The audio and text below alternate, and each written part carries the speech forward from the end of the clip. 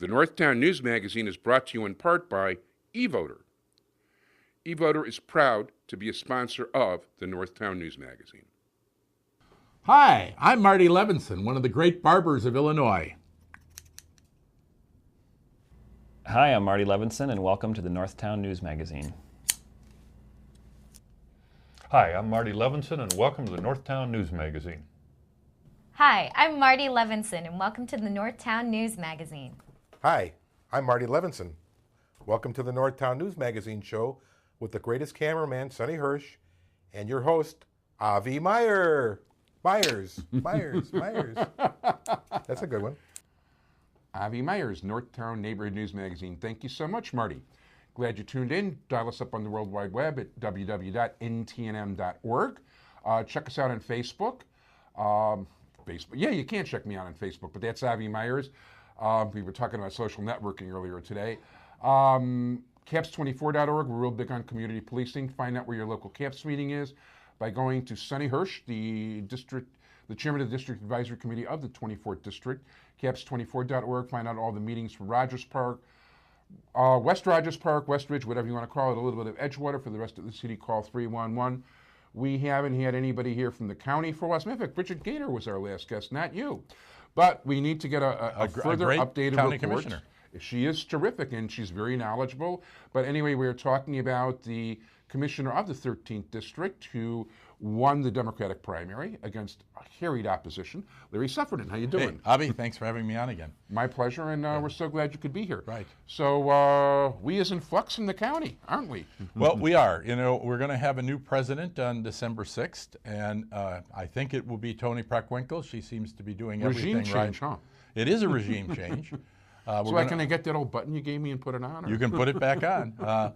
And with people like Bridget Gaynor, who just won her first primary and replaced Mike Quigley a year and a half ago now, it seems only like yesterday. And she and I split the 50th ward. You know, I go up to Arthur, and she has everything that is south of Arthur. Right. I have everything that is north of Arthur. But Todd Stroger, you know, we're in kind of an interregnum period here, which has been a long time since February 2nd, and December 6th is when the new president takes over. And we've been trying to watch him like a hawk because he seems to be spending a lot of money, he seems to be hiring a lot of people, and he seems to be giving a lot of contracts to folks. Just because he's getting all these six-figure jobs to people? Well, and you know, I was just today, someone told me that he was asked to retire early so that Todd could give somebody else his job, a six-figure job, for 6 months, so the guy could then up his pension. So there's a lot of shenanigans going on, and we're doing the best we can to try and stop him. But you know, we, in the last 2 weeks, we've twice had him veto ordinances that put limitations on him, and we weren't able to get 11 commissioners to override him. Even though we passed him with 13 and 14 votes, he somehow gets commissioners to vote with him. So we're trying to watch what are those commissioners getting out of it. So you think they're getting any of those six-figure jobs? Well, you know, that's the old 46 defense. I mean, you've got six-figure spending from a four-letter word. Well, that's pretty much. Sorry about that. I didn't mean to put you on the spot. I don't have a Facebook. He's the social networker here. So you know, so we're doing that, and we're trying to watch the budget. We on July 1st, the half a point of the sales tax is being repealed. We're trying to figure out when we can repeal the other half point of the sales tax. It's one of the things that Toni Preckwinkle is committed to. In the meantime, we're running this large hospital system with the independent board. They're doing a great job. Just yesterday, we made that. Yeah, by the way, we'll give you permanent. credit for making that board exist in the first place. Well, I appreciate that. Even one of my most severe critics when I did it, Greg Hines, today on his blog gave me some credit for having sponsored that, and I was very happy. I didn't realize Greg Hines. By the way, my opinion of you just went up. I really will talk off the air. Well, I know guy. Greg. I know. Well, Greg was a local reporter. He started working for the Lerner newspaper right here in the neighborhood. As a matter of fact, I've saved some of the front page Lerner papers in which he told some pretty interesting lies about me. But off the air, we'll talk about it. Avi, let's go forward. So, you know, things are actually looking up. The sheriff is doing a very good job at the jail. We're about to get out from under federal court jurisdiction over the jail because he's done a good job in managing resources there. The Shackman decree, we seem to be having more compliance with a number of the agencies, and we may be able to get out from under that. And we've been spending thousands and thousands of dollars on lawyers' fees to keep these two Duran and Shackman cases going in the federal court system. The Juvenile Temporary Detention Center, which you and I have talked about previously, Yeah. I think we're in a position to end federal supervision of that and to be able to turn that over to Chief Judge Evans, who I think will do a remarkable job in helping those children stay out of trouble and become productive members of society. So there are a lot of good things looking up. Today we had a Forest Preserve meeting. As you know, one of the best parts of the job for me is being able to go out in the Forest Preserve and work with people and to use the water trails and be out in canoes. And I mean, the Forest Preserve seemed to be going very well. Yeah, you're really big. You're even out there New Year's Day. Yeah. And you're always doing these volunteer cleanups and things And over I'm there? going to get you out there for one of them. I'm happy to go. We were just talking about the Jewish Folk Art Festival that comes up in St. Paul Woods on June 13th. Now, you help them with their permits and get them set up and all that? Well, originally they were over in Bunker Hill, and we tried to make the larger picnics be in a couple of set Well, actually, locations. going back, I was actually in your home city of Evanston once upon a time, Well, and I had a booth there in 1982 or whatever right, it was. Right, but it's been in St. Paul Woods. This will be the third time, and I think that it works out well. It's in Morton Grove, and by the way, Morton Grove is one of those kind of secret communities. People don't realize what a wonderful community Morton Grove is. It's kind of lost between Niles, which is a very good community, and Skokie. But if you get a chance to go there, there are fine restaurants and other places to go in Morton Grove if you go to the Jewish Folk Art Festival. Yeah, it's a very nice place, Morton Grove. Yeah, and I get to represent it. I mean, one of the great things about this job is the variety of communities that I get to represent. Oh, you definitely have variety, that's for sure. So, I think that things are going well. We're the one government that seems to be financially in a good position, unlike the state and the city who are struggling. And part of that is because we've never missed a pension payment. And the key thing that all these other governments are going to have to learn is how to deal with pensions and understand that there's a compounding problem if you miss the by the way. I payment. never realized that Yeah. you guys didn't miss a pension Yeah, payment. that was something that John Stroger and Dick Phelan were very strong on because they realized the compounding nature of it. And if you look at what the underpinnings of the problems in Illinois, go back to Jim Thompson, who as governor in '78 began trying to defer pension payments. And the more you defer those and the more they compound, it's very hard to catch up. And I think that we're seeing that now as all these governments have these problems. It's a major problem, isn't it? That there could be some very people who are going to depend on this and who've depended on it their whole life who are going to be very disappointed. Well, hopefully not. But. Yeah. Well, on December 6th, when the new president and the new board is sworn in, and hopefully I will win in November, and I'll be on that new board, I think we're going to see a real sea change in county government. I think you'll see in Toni Preckwinkle, who I expect will be the president, someone who has a vision of what she wants to do, and you'll have a board that will work together much better than we've worked together up to this point.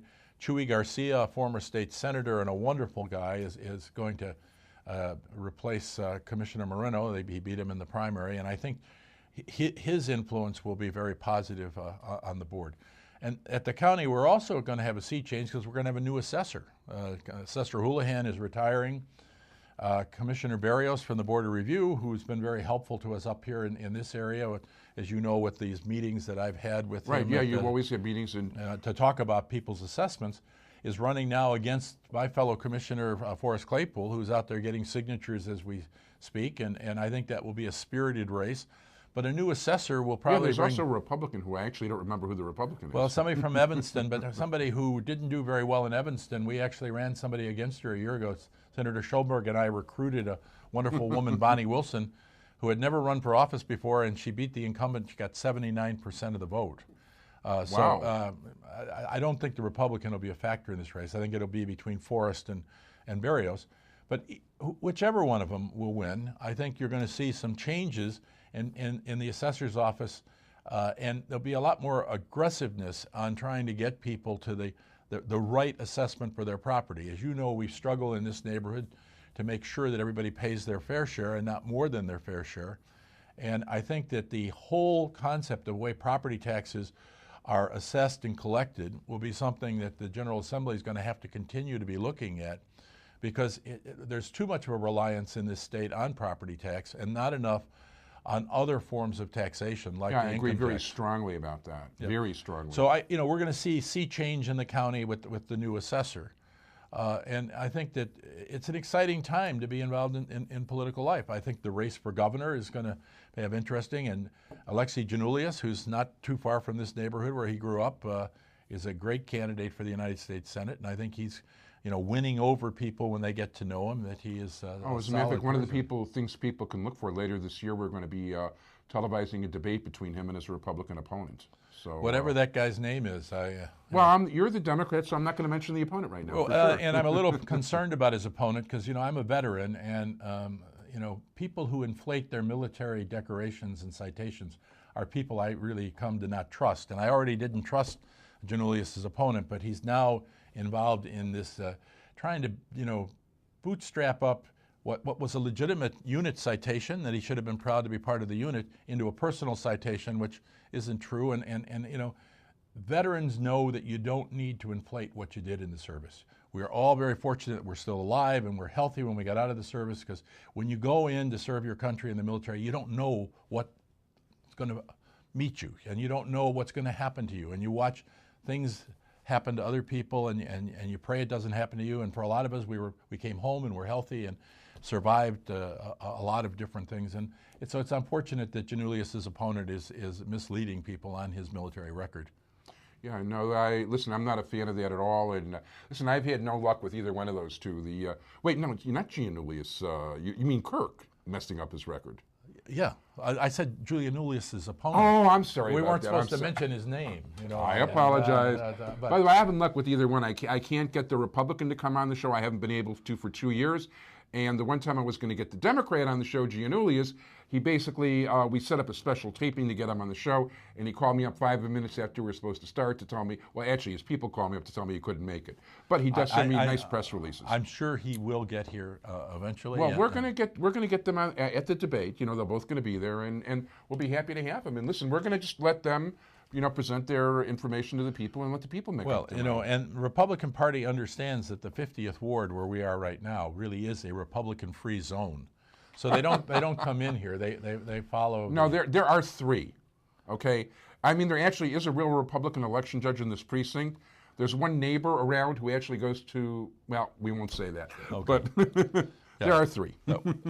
So, Avi, what are the other things that are happening in the neighborhood that you'd like to talk about?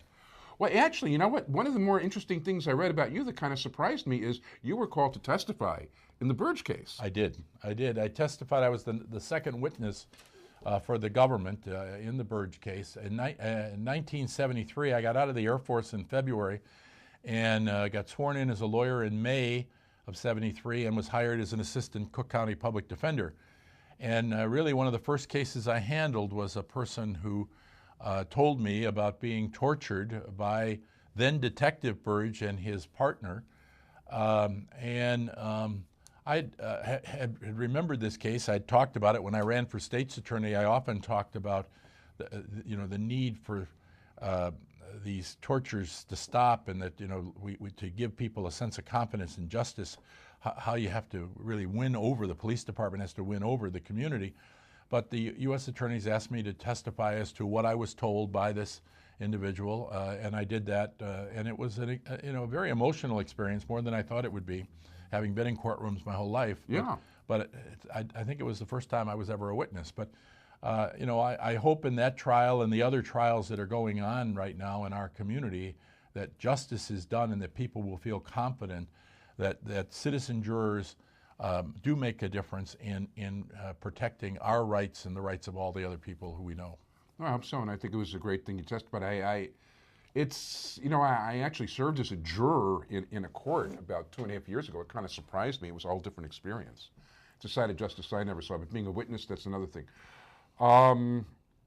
So anyway, you've got how many offices do you have in the district right now? Well, we have an office on Davis Street in Evanston that I share with Senator Schoenberg, new Representative Robin Gable, and I hope you'll get Robin on the As a show matter of soon. fact, I have talked to Robin, and we expect to get her on the show shortly, yes. And Congresswoman Jan Schakowsky, and we're at 8:20. We're also trying to get on the show. Yeah, and hopefully we will at the Jewish Fest, by the way. Well, maybe we should have you come to our office, and we'll do a remote at 820 Davis, which is where we all office. We could do it live on the internet from there. But by the way, I am in touch with Alex Armour, and we're trying to make arrangements to get Jana. Jana. Well, that would be great. Jan has been very busy. She's been traveling. She has this assignment on the Intelligence Committee, which is remarkable, and she's also on the President's Economic Recovery Commission. I mean, she is one of the superstars of the Congress, and we're just so fortunate to have her as our member of Congress, and for me to be able to office with her is just such a great privilege. One of the most frustrating things to me is every time I try to get around, she insists on being in session in Washington. Can you imagine Well, that? I don't know if she does or if Speaker Pelosi demands that it happens, but she is the deputy whip, and that gives her leadership responsibility, and she is always, when she's here in the district, always accessible to her constituents and listens to them. I mean, she really is a remarkable person, and I've just enjoyed watching her career develop from when she was an activist and a lobbyist for senior citizens and things in Springfield in the 80s, to being a member of the General Assembly, to being a member of Congress, to being in the leadership, and it's remarkable to watch her. What he actually put her in my spotlight is people don't realize that once upon a time she was the person who complained about the expiration date on milk, and got the expiration dates actually printed on the carton. That's right, and she's a graduate of local schools here in Rogers Park. Yeah, she grew up right around here. Yeah. Anyway, at this point, well, first of all, give us your contact information. Well, we're at 820 Davis. Karen Chavers runs my Davis Street office. Very friendly person, easy to work with. Absolutely. Our phone number there is 847-864-1209. Downtown, Mike Gwynn, who used to work for former Representative Julie Hamos, is my chief of staff, and we're in the county building, 118 North Clark, room 567. And the number there is 312-603-6383. Any issues you have on your property tax assessment, we are happy to try and help you with and do our best to improve the quality of the assessment you have. We are also, if you're interested in having a picnic or doing something in the Forest Preserve, working with us on one of our work days, please contact us, and we'll be glad to do that, along with any other questions. At this point, I really got to cut you off. I want to thank you very much, Larry Suffredin. So glad you're here. Avi, thank you. Okay, segment 2.